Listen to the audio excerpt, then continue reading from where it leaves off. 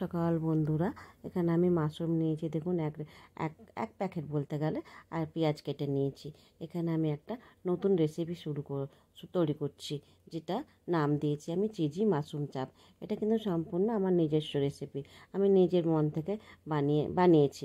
এটা বানিয়ে আমি প্রায় খাই। আমার ছেলে খুব ভালোবাসে এটা খেতে। আমার ছেলে কেন, আমাদের ঘরে সবাই খেতে খুব ভালোবাসে। তাই এটা খুবই সুন্দর টেস্টি হয় এটা, তাই আপনাদের সঙ্গে আমি শেয়ার করছি। চলুন, এটার মধ্যে লাগছে।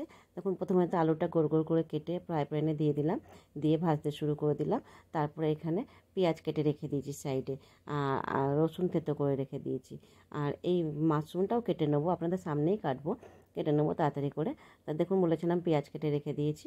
তো এই মাশরুমটা কাটার পর মাশরুমটার মধ্যে ধনে জিরে আদা বাটা দিয়ে, দই দিয়ে, কাশ্মীরি লঙ্কা, শুকনো লঙ্কার গুঁড়ি, গোলমরিচ গুঁড়ি দিয়ে, হলুদ দিয়ে ভালো করে ম্যারিনেট করে তারপরে ফ্রাই প্যানটার মধ্যে দিয়ে দেবো। দেখুন, বলেছিলাম না মাশরুম আপনাদের সামনেই কাটতে শুরু করব, তাড়াতাড়ি করে কাটতে শুরু করে দিয়েছি।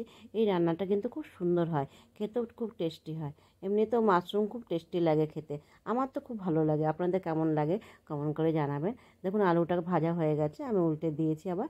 এবার পেঁয়াজগুলো দিয়ে দিলাম এর মধ্যে, আলু পেঁয়াজ একসঙ্গে ভাজতে শুরু করে দিয়েছি।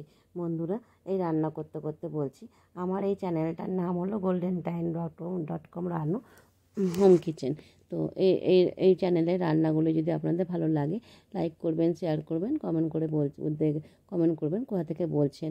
তো বন্ধুরা, একটা কথা বলি, জানেন তো বন্ধুরা, যখন দেখবেন মানুষের সময় খারাপ থাকে, তখন কেউ কেউ পাশে দাঁড়ায় না।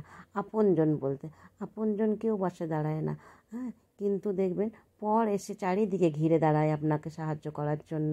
আর আর যখনই আপনার ভালো টাইম আসবে, তখন দেখবেন আপনার আপনজন আপনাকে চারিদিকে ঘিরে দাঁড়িয়ে থাকবে। এটা কি আশ্চর্য ঘটনা না? ঘটনা কিন্তু আমার সঙ্গে ঘটেছে, তাই আমি শেয়ার করলাম। দেখুন, গল্প করতে করতে আমার এই মাশরুম, বলেছিলাম না মাশরুমটা ম্যারিনেট করব সব মশলা দিয়ে। দেখুন, আমি মশলা আদা জিরে ধনে বাটা, আর এখানে কাশ্মীরি লঙ্কার গুঁড়ি, লাল লঙ্কার গুঁড়ি, একটু গোলমরিচ গুঁড়িও নিয়েছি, আর হলুদ তো দিয়েছি। দিয়ে ভালো করে ম্যারিনেট করে এবার দেখুন ফ্রাই প্যানটার মধ্যে ঢেলে দিয়ে এটাকে ভালো করে কষাবো। এটা কিন্তু একটু ভাজা ভাজা টাইপের হবে। এখানে চিজও পড়বে। এখানে একটু হাফ কাপ জল দেবো, যাতে মাশরুমটা সিদ্ধ হয়। কিন্তু জানেন তো বন্ধুরা, মাশরুম কিন্তু সিদ্ধ হলো, মাশরুম কিন্তু শক্ত শক্ত ভাব থেকেই যায়। দেখুন, এখানে আমি একটু চিলি ফ্লেক্স দিলাম, আর একটু অরিগেনো দেবো। অরিগেনোটা অপশনাল, আপনার থাকলে দেবেন, না থাকলে না দিলেও চলবে। তো আমার ঘরে আছে, আমি তাই দিলাম। একটু টেস্টি লাগে, একটু বেশ সুন্দর লাগে দেখতে, অন্য ধরনের খেতে লাগে। তো দেখুন, আমি অরিগ্যানোটা দিয়ে আবার নাড়িয়ে দিলাম। এবার এখানে হাফ কাপ জল দেবো। তারপরে মাশরুমটা একটু সিদ্ধ করতে দেবো। মাশরুম যতই সিদ্ধ হোক না কেন, একটু ক্রাঞ্চি ভাব থেকেই থাকে। দেখুন, এবার মাশরুমটা আমি ঢাকা দিয়ে দিলাম। এবার চিজ দেবো। প্রথমে তো চিজ দিয়ে আমি ভালো করে কষিয়ে নিয়েছি, একটু ওটা দেখানো হয়নি। তারপর উপরে আমি চিজ দিয়ে গার্নিশ করে নিয়েছি। দেখুন কত সুন্দর লাগছে দেখতে। এই রান্নাটা ভালো লাগলে লাইক করবেন, শেয়ার করবেন, কোথা থেকে দেখছেন কমেন্ট করে বলবেন।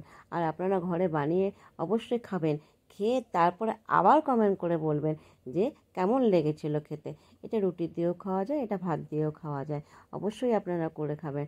আর আপনাদের প্রতি ভালোবাসা রইল। হ্যাপি নিউ ইয়ার বন্ধুরা। সবাই সুস্থ থাকুন, বলিষ্ঠ থাকুন, নিরোগ থাকুন। Tata, bye bye.